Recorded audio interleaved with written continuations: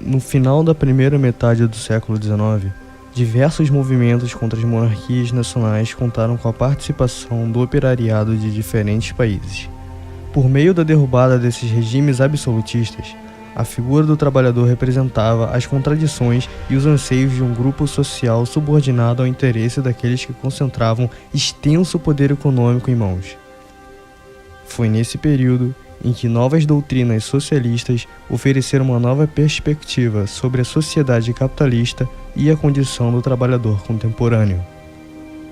Lançando a obra Manifesto Comunista, Karl Marx e Friedrich Engels inauguraram um conceito fundado na ideia de que, ao longo da história, as sociedades foram marcadas pelo conflito de classes. Dessa maneira, a sociedade industrial dividia-se em dois grupos principais.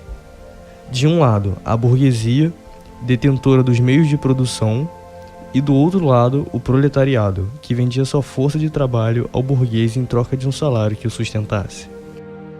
No caso da sociedade capitalista, os operários viviam em constante situação penosa, pois a burguesia organizava meios para que os trabalhadores permanecessem em uma situação excludente. Por meio da teoria da mais-valia, Marx e Engels demonstraram que os trabalhadores não recebiam um pagamento equivalente ao valor das riquezas por eles produzidas. Isso seria possível devido ao monopólio dos bens de produção exercido pela burguesia e pela alienação dos trabalhadores que, por meio da especialização do seu trabalho, não sabiam ao certo do valor da riqueza que produziam. Mesmo assinalando todas as desigualdades e problemas do mundo capitalista, a teoria marxista propôs uma solução a essa situação injusta. Estudando as transformações da história, o marxismo percebeu uma relação dialética entre os homens. A partir daí, a instabilidade do mundo capitalista e a piora das condições do proletariado abriu portas para o surgimento de ideias novas e contrárias à realidade vigente. Os trabalhadores tomaram consciência de sua situação e, por conseguinte, buscaram meios para que as diferenças que os afastavam da burguesia fossem de alguma forma superadas.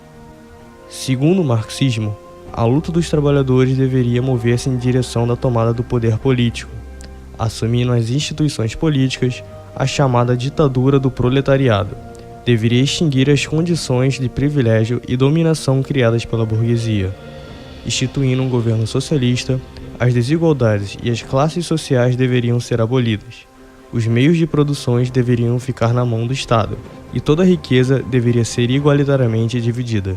Marx formula o conceito modo de produção, para retratar a totalidade social representada pela estrutura e pela superestrutura. Marx integra, portanto, totalidade e estrutura para a compreensão, em grandes traços, dos longos períodos históricos de permanência ou conservação, entendidos como movimentos que não alterariam a essência de uma estrutura, mas que coexistiriam com a acumulação quantitativa de condições materiais e espirituais, que levariam a um ponto de ruptura no futuro indeterminado, ou breves períodos históricos de transformações bruscas ou revolucionárias, entendidos como movimentos que alterariam a essência de uma estrutura, ou seja, rupturas qualitativas das condições materiais e espirituais responsáveis pela edificação de uma nova totalidade e estrutura. A contribuição de Marx para a construção do conceito de classe social surge primeiramente da identificação e localização social das classes a partir das relações de produção, ou seja, da forma de propriedade e das relações que os homens estabeleceriam em torno dela, tendo em vista a geração e apropriação dos excedentes sociais. As classes sociais seriam definidas, em primeira instância, sobre as condições materiais em que se inseriam. Marx parte da compreensão de que existiria um elo entre formas invertidas de consciência e existência material dos homens. Essa compreensão nasce da crítica a Feuerbach e a Hegel. Marx apreende a tese materialista de Feuerbach, de que os homens criam Deus e as religiões, e não o contrário. Distancia-se deste quando demonstra que tal inversão não é uma pura construção do pensamento, mas que se encontra no mundo real, que é um bálsamo criado pelos homens para compensar as contradições do mundo real. O conceito Estado ocupa grande importância no pensamento de Marx e Engels. O Estado é concebido como uma instituição acima de todas as outras, com a função de assegurar e conservar a dominação e a exploração de classe. Para Engels, o Estado é um instrumento da classe mais poderosa, economicamente dominante, que por meio dele torna-se igualmente a classe politicamente dominante, adquirindo com isso novos meios de dominar e explorar a classe oprimida.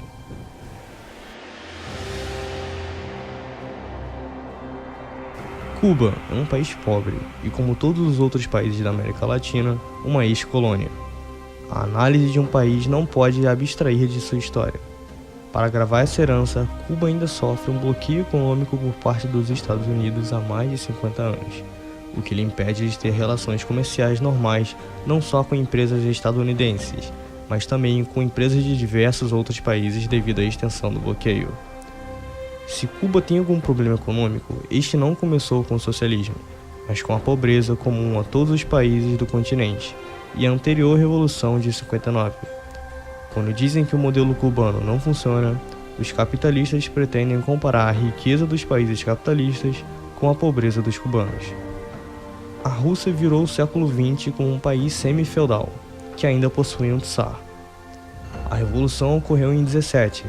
O país passou por difíceis períodos de guerra civil, perdeu mais de 25 milhões de pessoas na Segunda Guerra, foi devastado com a invasão alemã, mas mesmo assim se tornou uma potência mundial, contando com apenas suas próprias forças para isso. Ao contrário dos países imperialistas, que receberam uma boa fatia do Plano Marshall para se reerguer. Seu avanço tecnológico chegou a tal ponto que foi o primeiro país a enviar o homem para o espaço, o astronauta Yuri Gagarin, em 1961.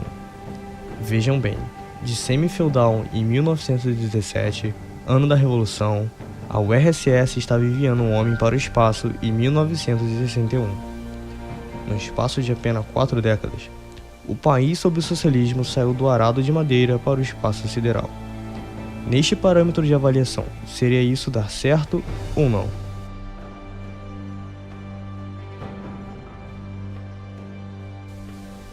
Divergência entre capital e trabalho.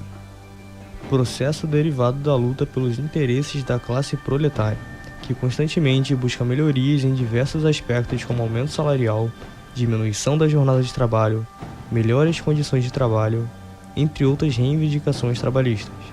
Do outro lado estão os detentores dos capitais e dos meios de produção, que exploram a mão de obra com o objetivo de adquirir uma lucratividade maior e assim acumular mais capitais. Degradação ambiental. O sistema capitalista está ligado à produção em massa e o consumo na mesma proporção. Com isso, produz o lucro. Para a obtenção de matéria-prima, é preciso retirar da natureza diversos recursos. A exploração constante e desenfreada tem deixado um saldo de devastação profunda no meio ambiente. Durante o último século, o mundo passou por profundas evoluções e a natureza sempre foi usada nesse processo. Porém, sem planejamento, a mesma já demonstrou saturação e incapacidade de regenerar-se. Ultimamente, a humanidade tem comprovado os reflexos tais como aquecimento global, elevação dos oceanos, mudanças climáticas, escassez de água, entre muitos outros. Intensificação das desigualdades sociais. A busca incessante por lucros faz com que haja uma grande exploração do trabalho por parte dos donos dos meios de produção. Isso ocorre com mais intensidade por causa da falta de emprego. Como existe uma grande oferta de trabalhadores, os salários consequentemente são baixos, além da modernização da produção, que retira um número muito elevado de postos de trabalho. A exploração da força de trabalho aumenta cada vez mais a disparidade econômica existente, pois concentra as riquezas nas mãos de poucas pessoas. Extinção dos valores humanos. O ponto máximo, o objetivo maior do capitalismo é o consumo, e para isso uma série de artifícios é usada para que as pessoas aumentem gradativamente o seu consumo, muitas vezes sem necessidade. Isso é fruto dos anúncios publicitários que influenciam as pessoas, e essas de forma até inconsciente ingressam nesse processo articulado pelo sistema. É justamente nessa busca por adquirir bens materiais que os valores humanos são perdidos ou deixados de lado, pois o que as pessoas possuem torna-se mais importante do que elas realmente são. Além disso, as relações humanas como amizade, solidariedade e companheirismo começam a ser ignoradas. Um bom exemplo disso na atualidade brasileira é o funk ostentação, onde a valorização extrema dos bens materiais se torna o principal objetivo e a objetificação da mulher a diminui para um simples utensílio de obtenção de prazer masculino. Poderemos observar no vídeo a seguir de Edu Krieger a crítica contra a realidade atual disso sobre a lógica capitalista.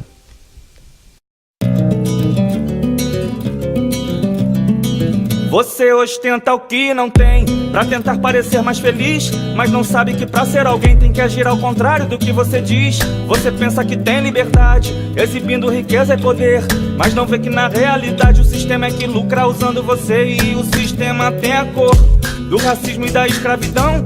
Cada vez que você dá valor à roupinha de marca e à ostentação, a elite burguesa e branca, que é dona das lojas de grife, se dá bem pois você bota a banca, mas é o sistema que aumenta o cacife. Clipe norte-americano de artista que faz hip hop, você quer imitar por engano, pensando que assim vai ganhar mais ibope. É a regra do capitalismo, eles querem que a gente consuma pra vivermos à beira do abismo. A gente pra eles é porra nenhuma. Você pensa que é modelo pras crianças da comunidade, sinto muito, mas devo dizê-lo que o que você faz é uma puta maldade.